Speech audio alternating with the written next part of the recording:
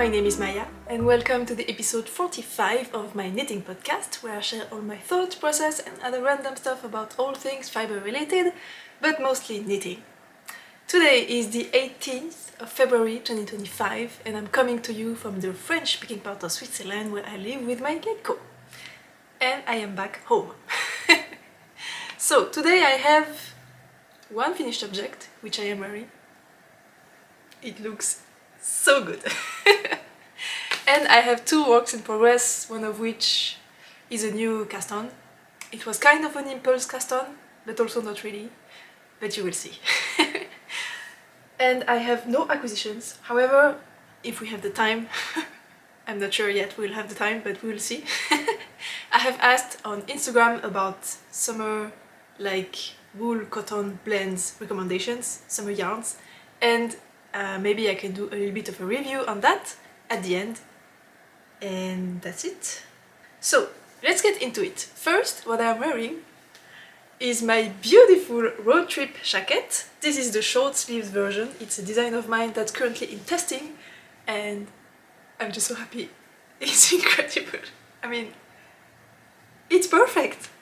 And what you cannot see is that it's absolutely damp, especially the back and those parts where there are the pockets and there are like 6 layers of fabric. This is very damp. This part is okay, but yeah, it's very cooling. I wasn't particularly hot, but now I'm feeling cool. Anyway, so as I mentioned, this is my own design. It's the Roadtrip Shacket. It's supposed to be a shacket style, so you have the rounded hem at the bottom and you have buttons at the front that I haven't put the buttons on yet because it's still wet. And you have pockets here and you have a nice texture here on the yoke. It's also on the back here. And the original version has long sleeves with a nice cuff detail here. I'll probably put a picture at some point. And this version is the summer version with short sleeves and I'm just so happy. I had the vision when I was knitting the long sleeve version and I stopped both sleeves here and I was like, oh, it looks so good. And so I did it. I did the short sleeves. I have added the modification in the pattern so you can do that on your own as well. I'm just so excited to wear this in the summer. It's gonna be so perfect because it's very... I mean, right now it's heavy because it's wet. But when it's gonna be dry, it's gonna be absolutely amazing. Super cool in this light color. And the yarn I used is Candide by Dorerum Natura, held double, which is a wool and cotton blend. It's 70% wool, 30% cotton. And it's a woolen spun blend, so it's very airy, it's very lightweight and slightly fluffy, but in a nice way. That it doesn't make it fluffy warm like mohair, it makes it fluffy lightweight. Like something that just doesn't weigh anything, except here it's wet. So I guess it looks a little bit heavier than it should, but you get the idea. And yeah, you have the short color detail that I absolutely love, and I think that's it. So I need size 2, which is my recommended size. I did one modification though, I need the back a little bit longer. It's supposed to have the the seam, the shoulder seam, oh my god, the shoulder seam slightly pushed to the front because I just wanted it to be visible on the front. I just like this look. So this means that the back is longer than the front for everyone, but I need my back even longer. It was a nice modification for me, but you probably don't need it unless you have a wide back like I have. And I have held the yarn double everywhere to hit gauge, except for the pockets, the button band and the end of the collar. I had bought the same yarn but in a heavier weight, which is Robinson. So Candide is a sport weight and Robinson is a light worsted weight. And I wanted to hold Robinson with Candide. But when I did that, when I swatched, it was too thick. I could hit gauge, but it was a little bit too thick for the summery purpose I had in mind. So I just held Candide double and that was nice. However, I had Robinson in my stash and I had swatch with it, so I couldn't return it to the shop. So I decided to use it for those parts. because it helped having less bulk here, because you're supposed to knit at a tighter gauge. I mean, not the pockets, but the button band and the neckline. So I used Robinson for that, and I have about half of the ball left, which is annoying, but better than a full ball in my mind. I really don't like leftovers or single skeins in my stash, so that's good. And the interesting thing with those yarns, Candide and Robinson, is that they are exactly the same yarn, but Candide is 2-ply, so 2 threads of yarn plied together, but Robinson is 3, so it's exactly the same thing as Candide, but just a 3-ply. And I was thinking about that, but when I held together Candide and Robinson, I had 5 plies total, because 3 plus the 2 from Candide. I have nothing left from Candide, by the way. I cannot show you anything because I used everything. So that was 5 plies total, but it was a bit too thick. And when I held Candide double, that was 2 times 2 plies. So that was 4 plies together, and that was the perfect gauge. But when I'm holding Robinson by itself, for example for the pockets and all of that, that's 3 plies. That's 4. 3 plies. So it's a little bit thinner, but it's not like completely off the gauge, which means I have this nice finish where it's still perfectly okay as a fabric. It's just a little bit lighter than this, so this and this, and I think it works very well for this garment because I wanted it to be like summery and lightweight, and having like 6 strands of Candide here, because that would be 2 from the fabric, 2 from the pocket and 2 from the flap, that would be 6 strands of the same yarn. That's a little bit much. So I think using a slightly thinner yarn here was a good call. I'm pretty happy about that. And I also did a trick here, that's included in the pattern by the way. When you knit the short sleeve version, you don't do the same cuff detail that you have for the long sleeves, of course. You do a folded over, and what I did is, since I was holding the yarn double for the main fabric, I dropped 1 strand so that I could knit the folded over stockinette hem with a single strand, and that way this has the same thickness as this, because that's 2 strands on 1 layer, and that's 1 strand on 2 layers. And I think it looks amazing. It's still gonna work even if you hold the yarn single and you cannot drop 1 strand for this, but yeah, I just thought it was a nice detail for this kind of purpose. So regarding the yarns, I had almost 3 different tie lots because I had bought 1 ball of Candide and 1 ball of Robinson at my local yarn shop, and then I ordered the rest of Candide on Dererum Natura's shop because they were having a sale. And that means I had 1 dye lot for Robinson, 1 dye lot for the single ball of Candide, and then 1 dye lot for the 8 other balls of Candide.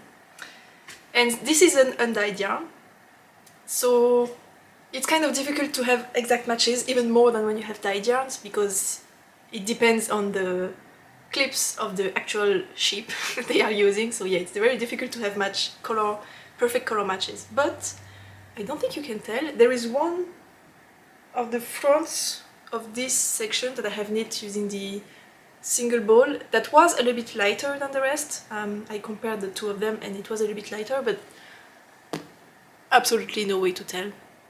And you absolutely cannot tell a difference either between the pockets that are in Robinson and the rest. I cannot say anything. So that's really good. I'm super happy about that. I was kind of worried I would have weird color matches around, but it's not happening, so that's excellent.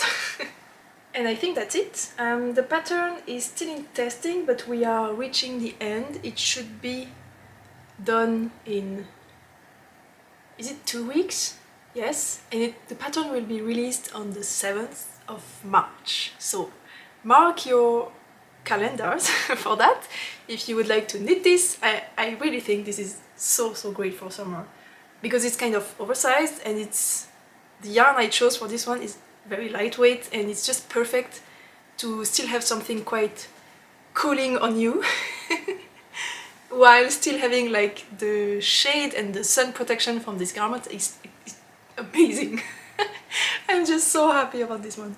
So yeah, and also funny thing, last time I mentioned I thought this was my only beige knit ever, but I was wrong because somebody in the comments corrected me because my latest finished object before this one, so literally the thing I knit right before this one was also beige and I just forgot. So yeah, it's my second beige knit ever and I'm so excited because it will go with every colorful pieces of knitwear I own, and yeah, it's just the best. I'm so happy. So yeah, the release will be on the 7th of March and I'm having a photo shoot with my photographer friend Alexia next week, and I just can't wait to see the beautiful shots she will take of this and of the original version, which is right there, which is why I'm looking up here. I already did a photo shoot with my boyfriend because he has like a beautiful collection Volkswagen van. It's a T3 and I wanted to take a picture of the Roadtrip Shacket with the van we go in road trips with. But my boyfriend is not a photographer and I'm super bad at editing pictures, so I have kind of nice pictures, but if I had the editing skills I could make them amazing, but I don't. So yeah, I have funny pictures of me on a van with a Roadtrip Shacket, but yeah, I'm excited to get real proper picture with a real proper photographer next week, so that I can actually show this piece in all its glory. And actually when we were taking the pictures, it was pretty funny because we were near a lake and it was like sunset. It was quite cold, but it was a really beautiful place if you only look at the pictures. Because in reality it was full of mud. It was kind of disgusting and there were like old branches and just stuff hanging out on the beach. It didn't look super good, and there were quite a few people hanging around and walking their dogs or just walking there in general. And there was one lady that was with her children, and it was so funny because I could hear everything she was saying. I don't know if she realized I could hear her, but I could. And she was telling her kids, oh, look at her, she's having a photo shoot with this beautiful backdrop and the sunset and the beach and the water and everything, and it looks amazing on Instagram when you look at the pictures, but in reality she's just there and it's full of mud and it's disgusting.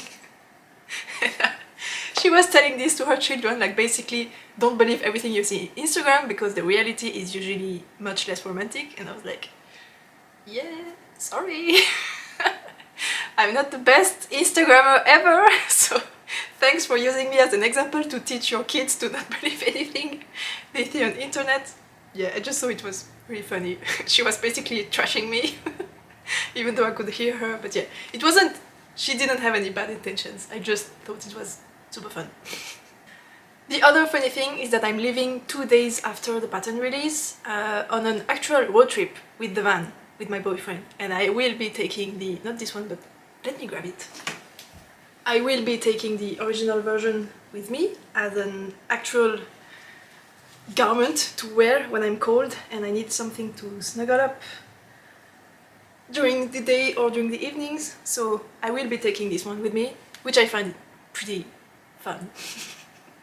I will be taking the Roadtrip Shacket to a road trip. We are going to Spain. First we are stopping midway in France to climb for 2 days, and then we will be going to Spain because the van is old and it's cute and everything, but it's also not very comfortable to travel in. There is no AC and it's very loud and the seats are not very comfortable, so it's really not a modern car basically. So yeah, it's difficult to do 10 hours of drive in 1 day, so we cut the trip in half. So first 2 days in France and then 2 whole weeks in Spain to climb, of course. We are going to Margalef. And then when we come back we do the same. We will leave and do like 4 hours of driving and then stop somewhere in France, climb for 2 days and then do the rest of the trip back to home in Switzerland. So yeah, that's the plan for the holidays and I'm super excited. I just can't wait. I love road tripping, I love climbing, I love holidays, of course. Alright, next up, good news. I will be able to take this off of me because it's really like kind of gross to wear this wet thing on top of my back. But my next work in progress is my Camisole number 9 by My Favorite Things Knitwear. It grew quite a bit. I have joined in the round and I have knit this much of the body, so yeah, it's coming along nicely. I haven't put the neckline and the armhole things yet, so it's looking like a it's looking weird. But I'm still gonna put it on to try and show you how it fits. But first, the yarn I'm using is... Oop. I had a brain fart. It's Explorer Knits and Fibers in the colorway Heirloom, and the base is Earthy Sock. Wow, why am I struggling so much? Explorer Knits and Fibers Earthy Sock base in Heirloom colorway. Whew. And I still have a skin here, by the way. This is what it looked like. Wow! And I have about this much left of the fur, so that's probably 25 grams, I guess. I'm using more than I expected, but it's fine because I have more than enough anyway, but I won't have that much leftovers, which is nice. Of course, but yeah. That's where I am. I am knitting a mix of size 1 and size 2. I have size 1 for the front and then size 2 for the back, because again, as I mentioned, my back is wider anyway, so I just tend to do that. And I'm having a little bit of troubles with my gauge because... Let me just remove that. The recommended yarn is much thinner than the one I'm using. It's 500 meters per 100 grams and this one is 400 meters per 100 grams, so this is a bit thicker. So if I wanted to hit gauge, I had to drop down quite a lot of needle sizes. The recommended needle size is 3mm and I used 2.5 for the flat sections because I knit tighter when I knit flat. And when I reached in the round, I dropped down to 2.25mm. But again, as I mentioned in the last episode, the needle size doesn't make a difference because I'm still knitting at the same recommended gauge, so it's actually going at the same speed as if I was using 3mm with the recommended yarns, even though I'm using super tiny needles. But what doesn't work, my stitch gauge is correct, but my row gauge is too short. So I had to do some math to add some rows to the whole shaping, because you do some increases and stuff here as well as here. So I had to add some rows to get to the correct length, otherwise it would have been way too short at the underarms. So to do that, I basically counted how many rows I was supposed to work in each section, and then I counted the length it was supposed to be if I had the correct gauge, and then I used my own gauge to calculate how many rows I should work to reach the same length. So for the front it went fine. It's just the front. I had no really reference point, I couldn't really try it on to see if it worked or not. And I added some length to the straps as well, so that they would be the correct length. And I did the same for the back, but I also added some length to the back, because I assumed, like 90% of the sleeveless patterns out there, the back wouldn't be long enough, because usually designers tend to forget that, like when you knit a sweater, you do short rows on the back to raise the back neck, but for some reason, when it's a camisole or a sleeveless thing, designers don't think that they also have to lengthen the back. I don't know why. So I always add some length, because first I need it, for example like I did here, but also because it's usually just missing from the pattern, so I added a lot. But when I joined it around, I realized that my back is like almost twice as long. So this is the back neck and this is the front neck, so there is a huge difference. Because I realized afterwards that actually I'm gonna have a bad karma, because I assumed My Favorite Things Knitwear didn't do the grading properly and didn't add the length needed in the back, but she did. The back was longer than the front, so she did a great job on that, even though I assumed she didn't. So that means that my back is really long, because I have added too much. I added, I think, 3 centimeters, that's a little bit more than an inch, and I could have added only half of that. So that means that if I try it on, let me remove this. Oh, I'm cold.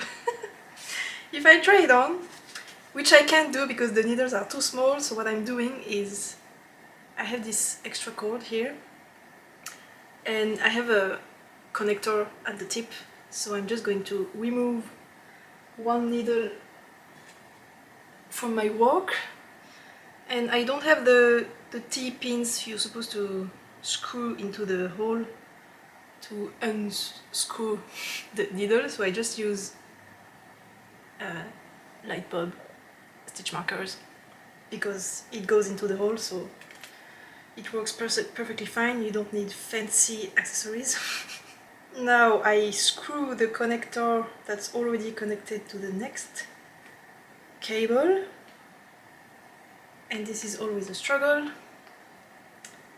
Now I have added the new cable to the cable that's in my work, and now I can just distribute the stitches on this new cable and I can try it on. Because the needles are 2.25, they are too small to use the usual triangle tubing I have, so that's why I do that. And I will also put the needle back on just to get a little bit more length, because I don't want to lose any stitches. So I have the two needles hanging out and I can pull on this and actually put it on.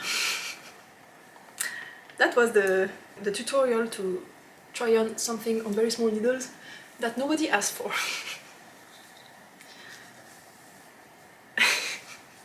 This looks terrible. Okay, so first, it's a little bit big.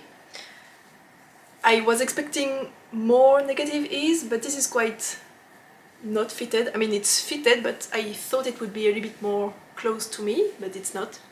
I'm not wearing anything underneath this, by the way, because I never do. I'm a braless, there is a word for that, no? I don't wear bras. I forgot the word. So yeah, that's how I'm gonna actually wear it.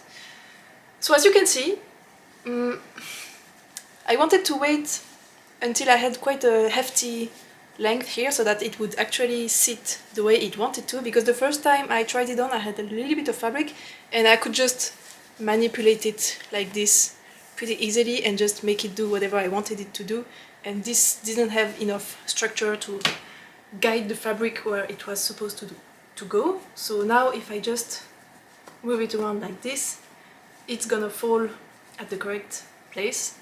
So now I can actually assess the fit. This is ridiculous. Hey!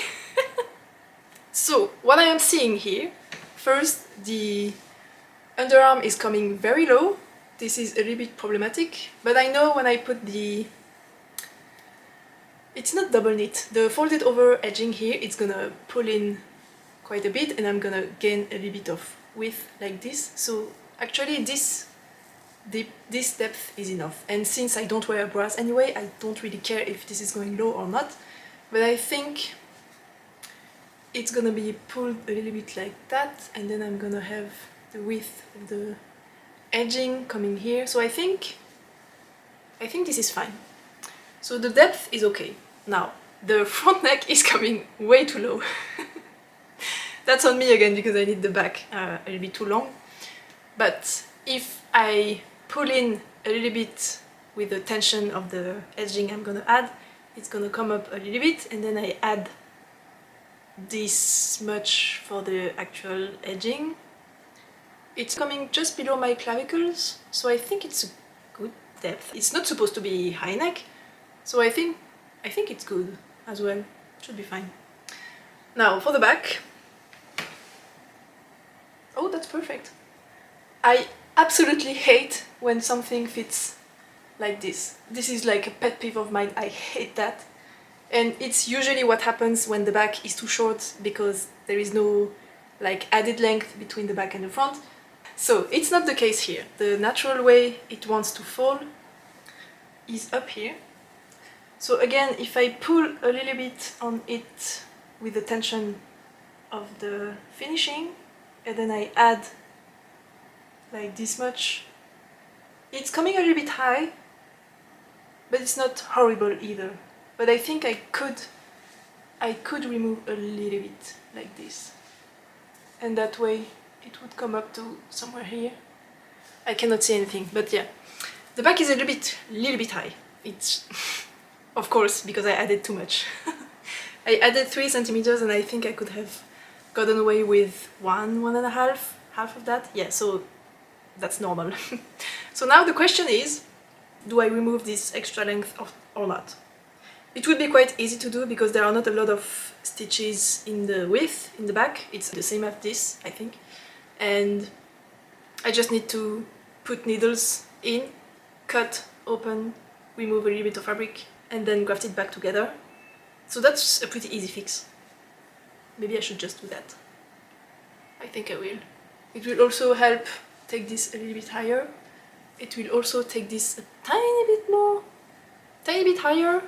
So it will be, instead of below my clavicles, it might, instead of being like this, it will probably be like this.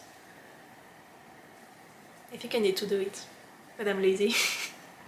Because it's not the case that it absolutely won't fit if I don't do it. It's just that it will be a little bit better if I do it. So, do I have the courage or not? I don't know. I think I will. It's gonna take like 30 minutes maximum, so it's fine. Now I had another issue, is that since I dropped down so many needle sizes, and those are 2.25 millimeters, you're supposed to go, I think, 4 sizes smaller for the edging here, 3 millimeters for the main fabric, and then you're supposed to use 2 millimeters for the edgings. So that's 4 sizes smaller. But 4 sizes smaller than the 2.5 I'm using here is 1.5 millimeters, and I don't have that. I don't have smaller needles than 2 millimeters. So I had to order them, but I wasn't sure. So it took me a while to decide to actually order them. But I have done it now. I ordered them yesterday, so they should arrive probably by the end of the week. So I couldn't do the edging anyway, which is good because I needed more length to decide on what I was doing with the top part anyway. So this gives me more time to do the modification on the back because I can't do the next step anyway, so I'm stuck here to only knit on the body. So yeah, I'm just gonna do the modification. I forgot to mention, I am doing some shaping. Can you even see? I'm doing decreases. I'm decreasing 4 stitches, so 2 on each side, every 8 rows. I went with my gut. I didn't do any calculation, I just thought it would be a nice shaping. And it's working out great, so I'm happy about that. Just 2 more details. I do one trick when I have to pick up stitches, for example for the here, because you cast on around here and then you need the strap like this, and then you're supposed to pick up stitches from where we cast on, and then you need the in the other direction for the strap on the back. And what I like to do is I leave myself a long tail when I cast on, and then when I go back to pick up, I use the tail from the cast on and I split splice the new end, because this is a non-spool wash yarn. So I just split splice the new end to that, and that way I have 2 less ends to weave in, and it makes me so happy. I hate weaving ends, especially when you have so little fabric, so you don't have a lot of stitches to weave anything into. So I just like this. And I do the same when I pick up. For example, I'm gonna pick up here for the edging, and I probably have an end hanging out somewhere. Yeah, here, I have an end. And I'm gonna split splice. This is a little bit short, I should have left a little bit longer, but I'm gonna split splice the new end and then start picking up with this, and then with the new end I have joined. That way I have 2 less ends to weave in, and I love doing that. I did that a ton for this guy, because you're supposed to cast on the texture panels from the bottom, and you knit bottom up, and then you bind off for the shoulders, and then I'm gonna show you on the back.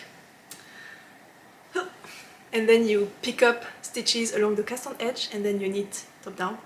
And I use the end of the cast on edge, I split splice it to the new ball, and then I use this to pick up, and that way again I have 2 less ends to weave in. So that means in total I have 2, 4, 6, and I did the same for the underarms. I used the end that was hanging around here to pick up for the sleeves. So 6, 8, 10 less ends to weave in, and I think I did it somewhere else. Yes, at the bottom here when I finished the bind off of the bottom, I used the end directly to pick up for the bottom band. So I saved 12 ends to weave in, and that's a lot. So yeah, just a tip. I love doing these kind of things. And one more funny thing I did for this one is when I knit flat for the small sections of the straps, I didn't turn around to purl, but I knit backwards, which I love to do when I don't have a lot of stitches. It's a skill I learned when I learned to knit entrelace stitch, and it basically means it's exactly that. You just knit to the other direction. You always knit from the right side. It's a little bit awkward to do because you still have, I mean, I knit continental and I still have my yarn in the left hand. So I need to grab the yarn with the right hand and pass it around the needle and then take it outside of the stitch. So it's a little bit awkward, but it's still less faff than having to turn around your small strap and having the yarn get tangled everywhere. So I just like to do this for this kind of very small sections. And I wanted to see if I could learn to really knit continental, but mirrored, like completely, like if I was a lefty, if I was knitting from the left hand, like actually mirroring everything. So I tried, but the problem is if I don't mirror also the way the stitches are mounted on the needles, it doesn't work, because that means I need to knit through the back loop. If I... oh, a bike almost got hit by a car. It's fine, no accident. Yeah, if I don't mount the stitches the other way around, it doesn't work, because you are mirroring everything except one thing, which are the way the stitches are mounted. So that was a fail, which was a little bit disappointing, because that would have been so cool if I could just, like, you know, when you knit flat, you knit in one direction with the yarn in these hands like this, and then when you get to the end of the row, instead of turning your work, you just switch the hand that holds the yarn and you start knitting in the other direction. That would be so cool! But it doesn't work. Unless you wrap the yarn in the other direction when you do the first pass, and that way the stitches are mounted in the other direction. But that's difficult to do, so it kind of beats the purpose of making your life easier by not purling. I don't have anything against purling, I just find it funny to try ways to not purl, but yeah, that one didn't work. Unless I do some kind of weird combination, flat knitting. Anyway. So, the last work in progress. I should remove this. I won't. The last work in progress is kind of an impulse cast on, as I mentioned. Can you guess what this is? This is... let me show you. I'm plugging it into it. Ta-da! It's a hot water bottle cover! I'm jumping on the bandwagon and I'm doing my own. Let me explain. It's kind of an impulse cast on, but not really, because I had hot water bottle cover in my winter knitting plans, so I really wanted to make one. Actually, it's been more than that. It's been 6 months, even more, since I wanted to make one. And my plan, first it took me a while to decide on yarn. And then I realized I had this in stash, which are Gilliatt by the Rerum Natura, which is a 100% non-spot wash merino wool. Very lovely, very soft. And I had one ball of each, a little bit less of this one, that I bought, this one for swatching and this one for something else that I'm gonna talk about later. And they were laying around in my stash and I didn't know what to do with them. I didn't want to buy more to make something, so yeah, I finally realized I could make a hot water bottle cover with them. Because I didn't want to use something like Nutiden or something like that, because it's a little bit itchy, and if I have my naked foot against the water bottle, I didn't want something itchy. But this is super soft, so this is perfect. So I was planning to do color work, however, I couldn't really find something that was good enough. There are a ton of super cute and super pretty hot water bottle cover out there, but it was never really... they never really had the little something that made it really special and that I really wanted to have. So I put in my plans that I just wanted to do a hot water bottle... I'm just gonna fail to say it and you're gonna understand anyway because you know what I'm talking about, but I will stop say it twice every time so that I say it correctly the second time. Hot water cover in my plans without really knowing what I wanted to do. What I wanted was something very thick, very squishy, and two colors. Something that would really like be actually nice to hug. And color work is squishy but not enough. I just wanted something more without having to use like all this double or something. And when I finished the melon sweater, I had to film a tutorial, and I used 2 bulky yarns to make a big swatch so that I could film a tutorial where you could really see what I was doing. And when I did that, I was like, oh, this stitch pattern looks amazing with bigger yarns. Hello! So I immediately cast on as soon as I had the idea. So this is the same stitch pattern as the melon sweater. So it's called the long slip stitch, by the way. I don't think I've ever said that. You can really find super easy tutorials, written tutorials, video tutorials, everything if you Google that. And I have this very beautiful I-cord detail here at the bottom, and I'm just knitting it around. I did some increases here to have a slight shaping at the bottom, and then I'm just gonna knit in the round until I reach the top. Do decreases, and then I think I'm gonna knit corrugated ribbing, I think, for the neck. I don't know, I just want to have the 2 colors, and again I want something very squishy up here, so I think that's the plan. I'm super excited. I just love this so much. It's super squishy. It's exactly what I wanted. I love it. I'm probably not gonna make a pattern for that because it's too late in the season. And again, just Google long slip stitch and then you will find it. Maybe the cast on is a little bit difficult to do, but you can also do something less clean and be perfectly happy. It's a hot water bottle cover, it doesn't matter. So yeah, that was fun. I love it. And I think I won't use everything, especially since I'm using more of the red, even though I have more of the black. So I think I will also, with the leftovers, I will also knit a cover for my tablet. I wanted to do that for a while, but again I wanted something extra thick and extra squishy to protect the tablet if I drop it in the cover. But color work wasn't enough, and I didn't want it to have to buy a super bulky yarn to make something thick, but this is definitely thick enough, so... Oh, it's the correct size. I wasn't expecting my tablet to be the same size as my hot water bottle. Okay, that's practical. So I will do reversed color to make a cover for this guy, and that way I can probably use everything. I think I will run out of the red because I have used quite a bit in this other project I mentioned, which is this one. This looks horrible because it was folded for a whole year because I have never worn it almost. And this is the Doppio Sweater by Sunny Hong, and you can actually see this. This is terrible. I knitted using Nutiden Hell Double in the colorway Amanita for the body. Lovely color, I love it. But Nutiden is itchy for me, especially around the neck, so I wanted to use a softer yarn. So I used this Gilead Hell Double, but it's too thick and it's not cinching in at all, so it's doing this super weird floppy thing and it doesn't look good. That just doesn't look good. And then I did the outside using the Nutiden Hell Double, so this is a much nicer fabric, it's much thinner, but this inside is just super thick and it's just not good. So I'm never wearing it because of this horrible thing.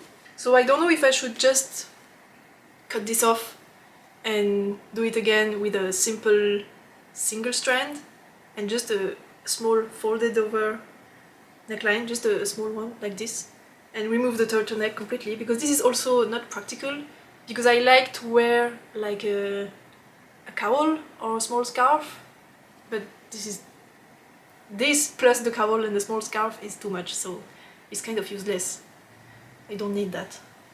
Let me try it on. So extra long cuffs, like this,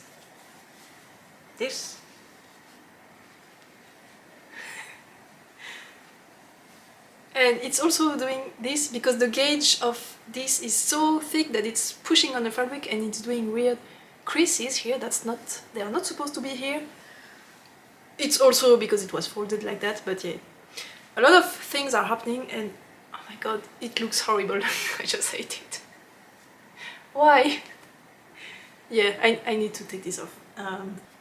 And I have a cashmere yarn. It's a little bit more Bordeaux, burgundy than red, but I think it's still gonna be better if I want to do the folded over thing in Nutiden. That way I can have the outside in Nutiden and the inside in cashmere, and that's gonna be fine. Because I think holding this single is gonna be too thin. I don't know. I don't know what to do.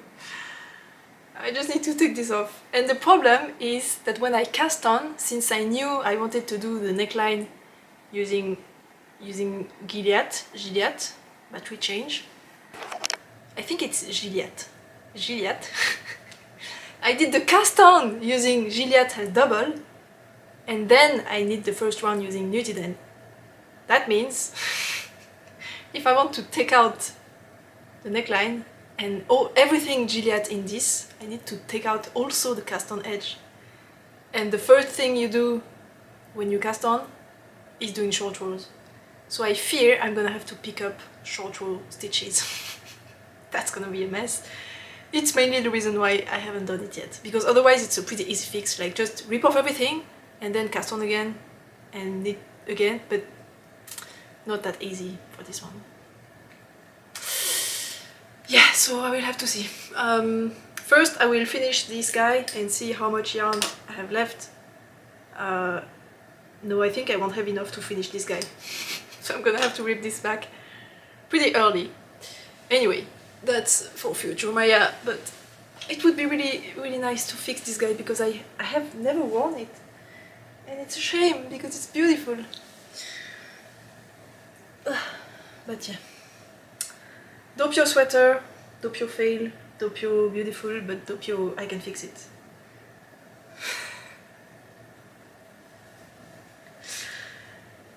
I ended up talking a lot, so I don't really have a lot of time to talk to you about the wool and cotton things, but I'm gonna talk about it anyway.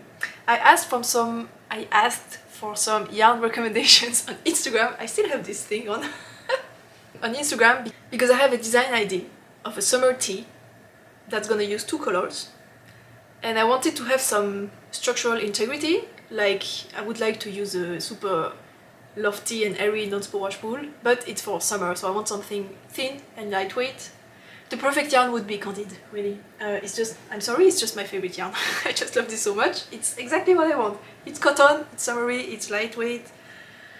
Yeah, but I would like a very contrasting pairing, so like black and cream or something like that. And this yarn only comes in very light tones because they blend white cotton with colored yarn, so you can only get pastel tones, and that's not what I want. So I can't use Candid, and also I have used it like 5 times already and I'm tired. I just want to use something else. So I also thought about Sauna by Wool Dreamers, which is very similar to this, but again they only have pastel colors. The darkest one is like a darker blue, but it's also heathered with white, so it ends up being quite light, and I just want something black or very dark. So that doesn't work either, which is a shame. So I asked on Instagram if you had recommendations of yarn that were similar to Candid or Sauna. And it was funny because I knew I had to give like examples of good yarns, Sauna and Candid, and examples of bad yarn to guide you. But I also knew I had to give some guidelines, like I want it to be lightweight, I want it to be wool and cotton blends, I don't want it to have drape, and I don't remember what I said. I can show you the screenshot of the story. So I had quite a lot of criteria, but I tried my best to not give too much, because I know if I put too much information, people don't read until the end, and then it defeats the purpose, because then I get a ton of suggestions that are exactly what I don't want, but just people didn't read, so yeah. But also if I don't give enough criteria, I get too many suggestions that are not suitable because people don't know that it's not what I'm looking for. So I had to find a good balance. And it was so funny because I didn't find a good balance. And it went in both directions. I had a lot of suggestions that weren't what I was looking for because I didn't give enough informations. But I also had people that suggested exactly yarns I used as bad examples because I didn't read until the end. I just thought it was funny. So, if you're interested in that, you can go and check out my Instagram. I'm not gonna go through all the suggestions I had, but there were a lot of yarns I didn't know about, and a lot of wool and linen blends, which was not what I was asking, but I love wool and linen. It's definitely my favorite thing. I prefer wool and linen over wool and cotton, by the way, but it's just that for this specific design, I need wool and cotton. Linen has too much drape, and I don't want drape in this one.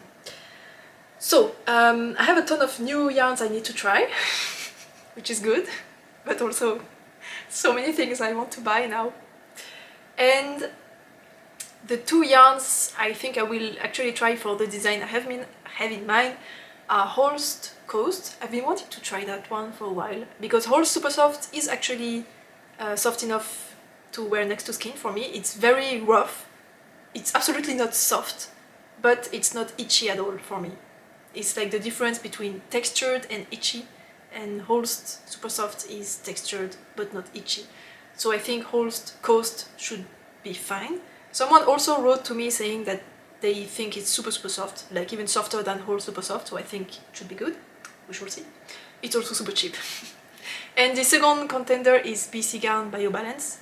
I thought I had some in stash, but I messed up and it was the Bio Shetland that I had. So I will need to buy that one as well. So I will see if I buy 4 balls / skins of yarn just to swatch, or if I just buy 2 and go with it and live with the thought that I haven't swatched with the other possibility and that it might have been better, but I will never know because I wouldn't have swatched with it.